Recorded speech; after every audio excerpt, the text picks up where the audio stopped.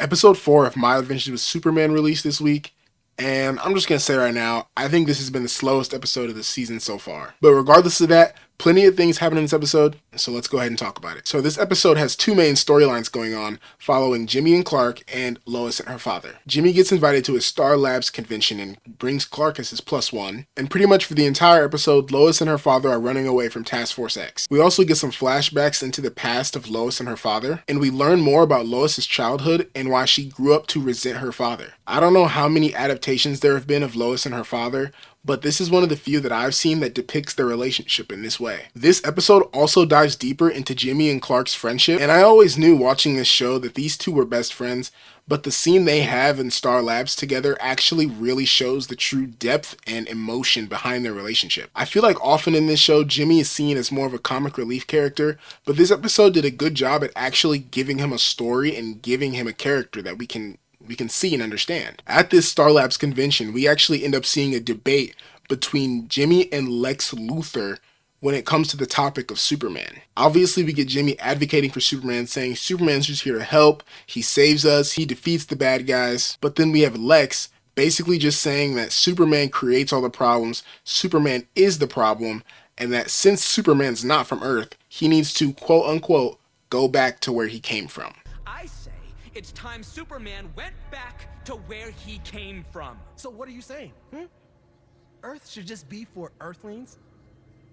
Earth is for Earthlings. So in short, we got a xenophobic Lex Luthor here. And that's honestly nothing new. I mean, most iterations of Lex Luthor are pretty xenophobic / racist towards aliens. But this show really just not on the nose at all. It's not subtle. They just went right into it. While Lois and her dad are on the run, we see Sam Lane take them to a small store that is owned by one of his friends. And we find out that this friend is actually Winslow Slott, aka the Toy Man. I was not expecting to see this character in this episode at all. And even though he's kind of subtle and he doesn't really seem like much of a villain, I think we're going to see him develop into a bigger villain in the future. Eventually, Lois and her dad get chased into Star Labs, and that's where we see them meet up with Superman as they all fight Task Force X together. Now, as they fight Task Force X, tons of destruction comes upon Star Labs in this convention. And of course, Task Force X gets away before the crowd shows up, and Lex Luthor gets the opportunity to blame all the destruction on Superman, and basically he turns that crowd of people against Superman, making them think that he's just destroying and he's irresponsible and he doesn't need to be here and doesn't need to be a hero. Just like every other episode in this season, this episode ends off with Clark trying to talk to Lois about his cousin and about Kara, and Lois still pushing him away and putting it off for later. But this episode also ends on a very beautiful scene of Clark on top of the Daily Planet talking to his little beacon thing to call out to Kara, and he's basically saying that he's lonely and he's tired of being lonely. And to me, him sending this message to Kara pretty much means we're seeing Kara in the next episode. And it's actually confirmed that we are, because in the preview for the next episode, we see Jimmy save Kara from destroying a bus.